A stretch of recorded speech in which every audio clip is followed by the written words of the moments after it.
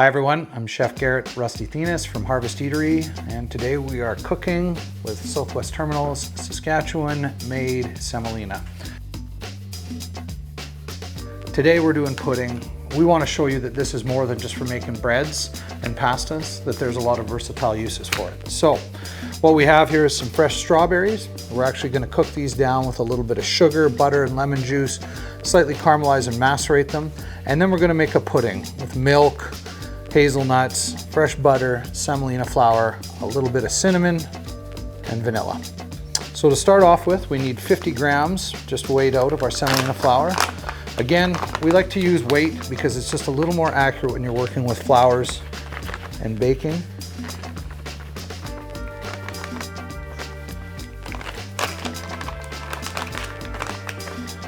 We're going to start off, take our strawberries, beautiful and fresh this time of year. We're just going to take our tops off and we're going to quarter them today. You can kind of do whatever you want. If you'd like to do them in slices, that works too. I find when we're cooking them down that having a little bit bigger chunks is a touch nicer as they don't get totally soft. You can maintain a bit of that structure and bite in the fruit that you're looking for. And you could substitute any fruit. You could use pears, peaches, apricots. You could just do a simple maceration with lemon juice and sugar with some fresh berries and blueberries. Essentially, this is just going to become a topper for our pudding. A little taste test. Oh man, those are absolutely the bomb right now. Okay, so we're going to start the pudding shortly. First thing we want to do is just get our fruit going here. So we're going to take our strawberries, add them into our pot. We're going to top that with icing sugar. We've weighed out about 100 grams of icing sugar here, so a little more than a cup. And then we've got a little knob of butter, about 20 grams of butter. That's just going to help cook down. So we'll keep an eye on that. We'll stir it, we'll move it around. Once the strawberries have cooked down, the sugar, the juice, the butter, we'll give it a little mix. We're going to pull it off the heat, and then we're just going to add a touch of lemon juice at the end and set that aside. While that's cooking, we're going to get started on our pudding. Okay, so what we've got here is 800 milliliters of whole milk. You could use 2%, but let's be honest, when we're adding all that sugar, we're not really concerned about the fat content of the milk. We'll bring our strawberries down to about a medium heat. We don't want to cook it too fast. We're adding 80 grams of sugar to our milk. Just caster sugar, straight grain. We're going to take one vanilla bean. If you don't have fresh vanilla beans, you could use a little bit of vanilla extract, probably about a quarter teaspoon. We don't want a ton, but I recommend fresh vanilla beans. There's a number of places you can get them, but one of the places we tend to find them at where the quality is the highest is at any local Mexican grocery stores.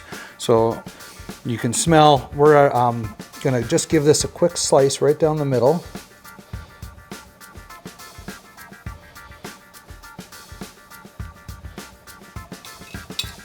And then what we want to do is just lay the bean kind of flat, open it up, take the edge of your knife and just gently press, scrape all of those seeds out. We're going to add another 20 grams of butter, and we're going to add one whole cinnamon stick. Now these cinnamon sticks can be tracked down pretty much in the spice aisle at most stores. The other place we love to use them, and I'll give them a bit of a shout out, is Silk Road Spice Merchant from Calgary. Google them, they ship it right in the mail. If you're ever looking for whole spices or hard to find spices because you live in a rural community like I do, the post office can be your best friend. So do your digging. This is Indonesian cinnamon stick, so there's all kinds of flavors out there. This is from Sri Lanka. Just has a little bit more brightness of flavor to it, and we're just going to kind of steep that in as we make our pudding as well. So we've got medium-high heat on our milk. We're going to get our whisk, and we're just going to slowly stir and combine. All right, now we've got our 50 grams of semolina flour that we've weighed out. We're just going to slowly add that to our bubbling milk. And we just want to add this in a little bit of a slow stream. Semolina is going to thicken as we cook it, so we're going to go at a slow simmer for 5 to 6 minutes here. and just let that thicken up into a pudding before we remove it from the heat.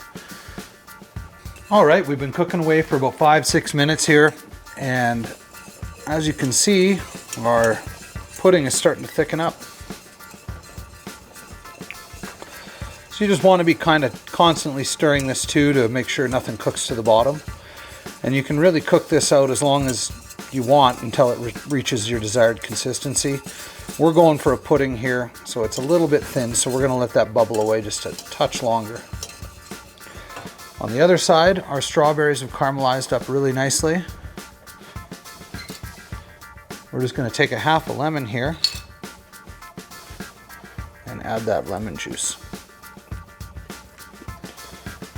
Nice little shot of acidity. So our strawberries are all done here. See how everything's caramelized down. You can cook as long as you want. There's other flavor combinations. If you're feeling adventurous, you could chop up a little fresh mint. We're gonna complement our pudding today with some fresh toasted hazelnuts. So we've just bought some hazelnuts at the store. These have been given a light roast in a pan. And we're just gonna give them a quick rough chop.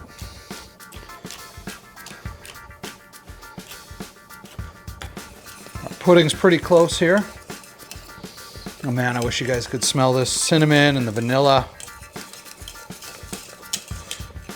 I mean, if you're feeling a little adventurous, a little bit of rum in here, you don't tell anybody, I won't.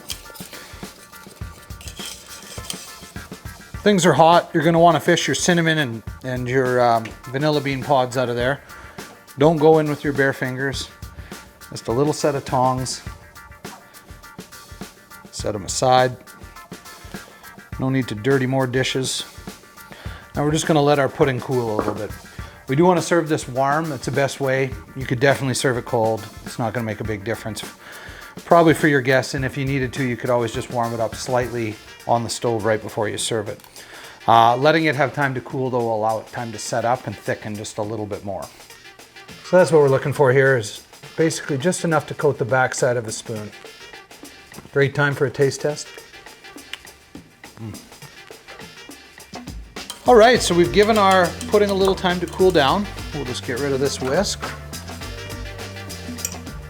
Now, you can use your ladle or spoon. As you can see, we've reached that. I like to serve mine a little bit warm. You don't have to, you can cool it. This stuff will be great in the fridge tomorrow. We're just gonna add a nice layer to the bottom of our bowl.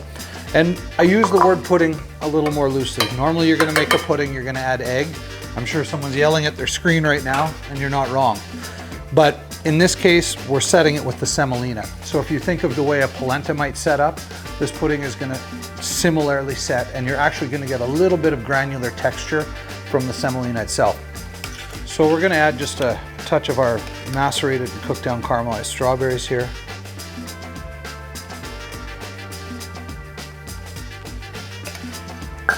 And then to finish it, some of our chopped hazelnut. There you have it, guys. Semolina pudding, caramelized strawberries, and fresh hazelnuts. Enjoy your dessert.